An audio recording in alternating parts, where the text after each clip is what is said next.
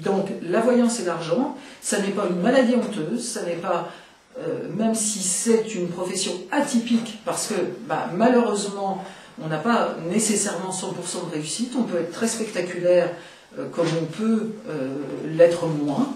On peut avoir des prédictions qui s'étalent sur 10 ans, la personne va se dire mais elle s'est plantée parce que ça prend 10 ans. Ben non, c'est pas parce que ça prend 10 ans qu'on ne s'est pas trompé, qu'on s'est trompé. Donc... Alors justement, ça tombe une question d'ailleurs qui peut intéresser notre ami astrologue de Quimper, M. Dézérel, et qui d'ailleurs a été abordée ce matin à Vitré. C'est la question de savoir pour combien de temps... sur combien de temps ce qu'on annonce à quelqu'un va se dérouler, en fait? Alors, d'une façon générale, quand on est sur des prédictions concernant la vie courante du quotidien, j'ai tendance à dire entre 3 et 5 ans. Pour ce qui a trait à la santé, j'ai constaté, pour ce qui me concerne, ça a valeur pour moi, ça n'a pas forcément valeur pour les autres, je vous parle de moi, j'ai constaté que j'avais des flashs 10 ans à l'avance. Ça a un intérêt. Malheureusement, j'avais un ami très cher qui était astrologue. Il m'a consulté la première fois en 1997 et je lui ai dit « Vous devriez arrêter de fumer. Je ressens quelque chose de très mauvais sur vos poumons. » Et je lui ai dit, à chaque fois qu'il me consultait, c'est-à-dire que je travaillais beaucoup avec lui parce que nous rapprochions les prédictions. C'est-à-dire que lui travaillait sur l'astrologie et en quelque sorte me faisait valider en médiumnité.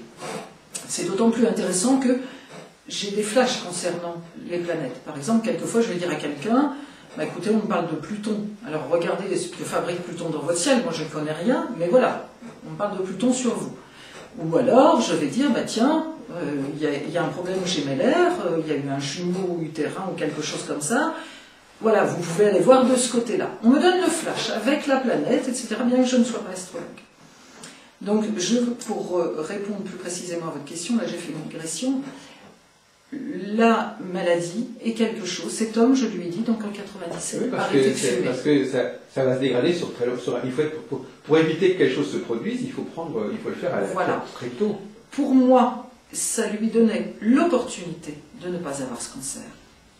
Il faut aussi comprendre que les choses ne sont pas fatalement écrites. Ça, c'est quelque chose de très important par rapport à la voyance. Il n'y a pas un Dieu omnipotent qui nous fait un destin qu'on va dérouler comme des petits toutous.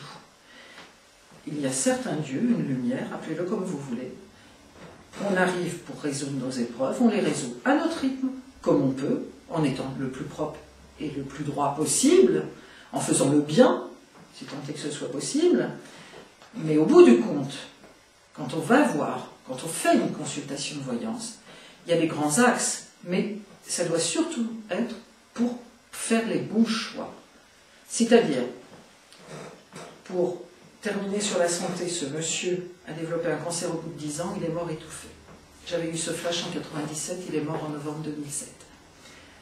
Donc ça peut être très long. Donc, je reviens à mon développement.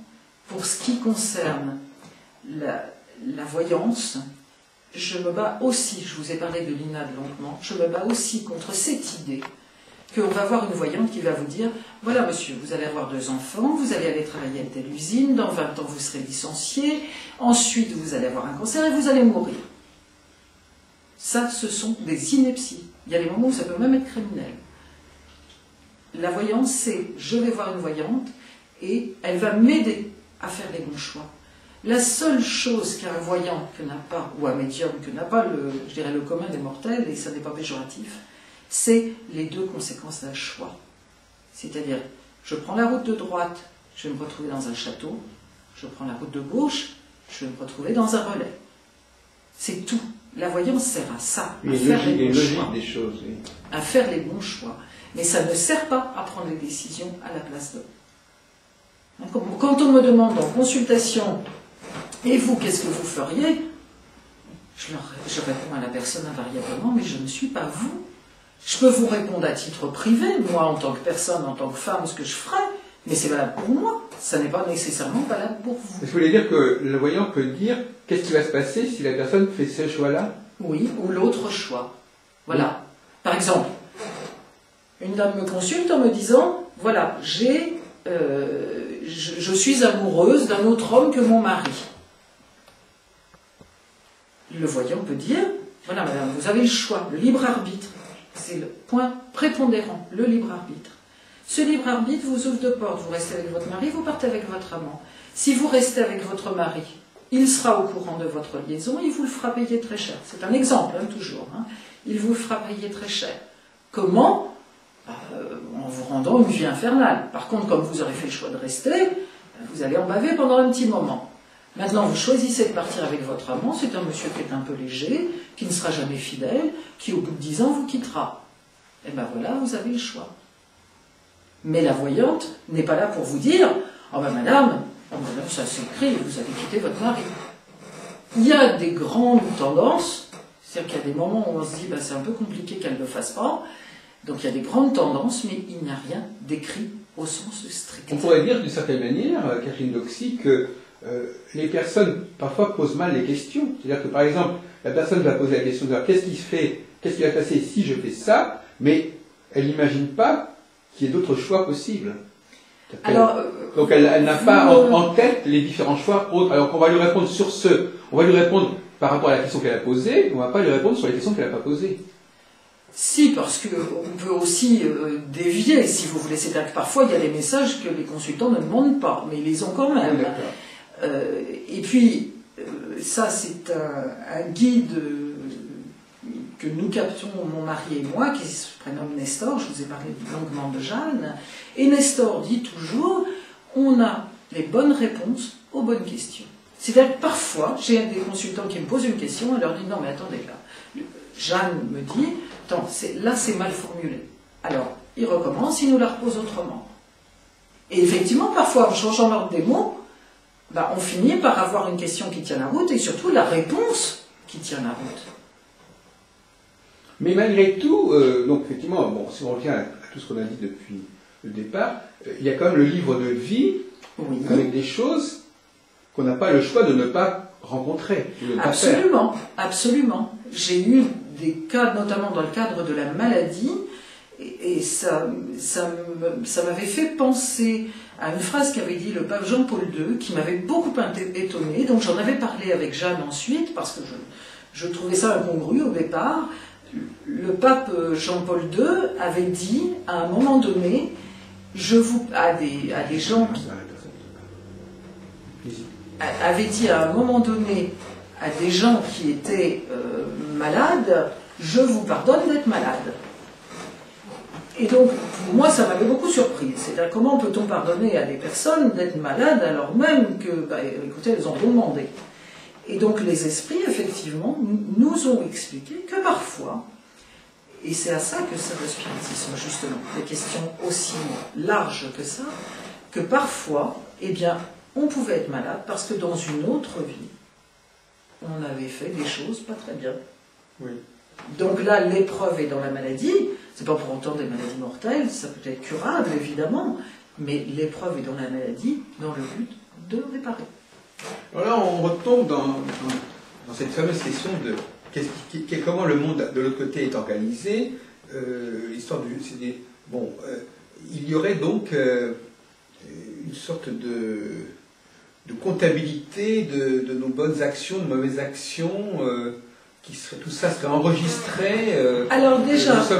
Est-ce que dire que nous sommes surveillés, pour poser une question un peu idiote, nous sommes surveillés en permanence, à chaque instant de notre vie. Non, parce que vous voyez ça comme effectivement quelque chose sur Terre, mais c'est votre âme qui a cette mémoire. Ah oui, d'accord, ouais, c'est ça. C'est pas... il n'y a pas une bibliothèque nationale. Voilà, il y a la somme de vos bonnes actions, la somme de vos mauvaises actions, la somme des réparations. Mais c'est votre âme en elle-même qui a ça. Qui va exiger un rééquilibrage. Voilà. Maintenant, on peut aussi s'incarner et dire, bon, moi dans cette vie-là, j'ai pas tellement envie de réparer, donc je vais me faire une vie de repos. Alors, je vais m'incarner et puis je vais rien réparer. C'est un peu une vie pour rien. Donc vous pensez que quand on fait appel à la... donc vous pensez que les gens sont profondément juges de leurs actions? Ah, évidemment. Non seulement juges, mais aussi responsables gravement. Mais je veux dire, ils sont travaillés. On ne peut pas imaginer quelqu'un qui qui ne serait pas conscient ou qui ne souffrirait pas d'avoir fait un acte négatif. Mais ça existe fatalement, mais je dirais que là, l'âme est fatalement pas très évoluée. Je dirais dans ces cas-là que ce sont des jeunes âmes. Oui, d'accord. Donc celles-là, elles peuvent faire des choses donc impunément, puisqu'elles ne souffrent pas. Ah, elles ne le feront pas impunément, c'est-à-dire que dans cette vie-là ou dans une autre, il faudra payer l'addition. Puisque l'âme elle-même ne ressent pas cette... Ah, mais c'est pas parce qu'elle ne ressent pas qu'elle ne fait pas de mal. Oui, mais comme vous dites vous-même que c'est parce qu'elle fait du mal qu'elle va devoir trouver une solution. Mais Dieu fait bien les choses, c'est-à-dire que quand je donnais l'exemple tout à l'heure d'un service rendu, bah, quelquefois, quelqu'un a une dette karmique et va être amené à vous rendre un service en vous prenant en autostop, je ne sais pas moi, je vais prendre un exemple qui nous est très proche. Vous êtes arrivé par le train, je n'avais personne à disposition pour vous véhiculer. Ma charmante voisine a accepté de vous véhiculer. Mais qu'est-ce que vous savez? Peut-être que dans une autre vie, vous lui avez rendu service. Oui. C'est ça le grand jeu du karmique. C'est ça la magie du karmique. Et c'est aussi intelligent que l'invention de la TVA par le fisc. Donc vous avez dit que vous vouliez terminer en parlant de Dieu, de quelque sorte, enfin de parler de la dimension de croyance. Alors oui, pour exercer, Alors la médiumnité, comme j'ai expliqué au départ, c'est capter des esprits. On ne peut pas imaginer des esprits sur un filage, c'est-à-dire qu'il faut bien qu'ils soient quelque part et que surtout que tout ça ait un intérêt. Donc assez fatalement, quand on est médium et qu'on fréquente les esprits, à un moment ou à un autre, on est confronté à la foi. Toujours, c'est comme ça. Donc au moment où on est confronté à la foi, on a le choix. C'est-à-dire que rien ne vous oblige à dire bah, je pratique, mais en tout état de cause, je peux vous dire que nos guides, à nous, médiums, nous amènent sur des lieux de foi. Toujours, parce que c'est là qu'on va le mieux se ressourcer. Et c'est aussi là qu'on va entrer le mieux en communication avec de belles choses. J'ai envie de clôturer en vous parlant d'un lieu breton que j'adore, oui, que j'ai découvert grâce à une amie collègue qui se prénomme Estelle. Je n'avais pas prévu de vous le montrer. Ça s'appelle Guérisina. Donc c'est un lieu d'apparition de la Vierge qui n'est pas reconnu par l'Église catholique. Mais je vous assure que quand on va dans cet endroit qui se trouve pas très loin de l'Andivisio, quand on va dans cet endroit, je vous parlais tout à l'heure de douche d'énergie, eh bien on prend une douche d'énergie. C'est un endroit où le rosaire est récité tous les jours et on a la sensation d'être mouillé d'énergie. C'est extraordinaire comme endroit. Je le conseille à tous les Bretons et à tous les Français qui passent en Bretagne. Et je remercie grandement Estelle, grâce à qui j'ai découvert cet endroit.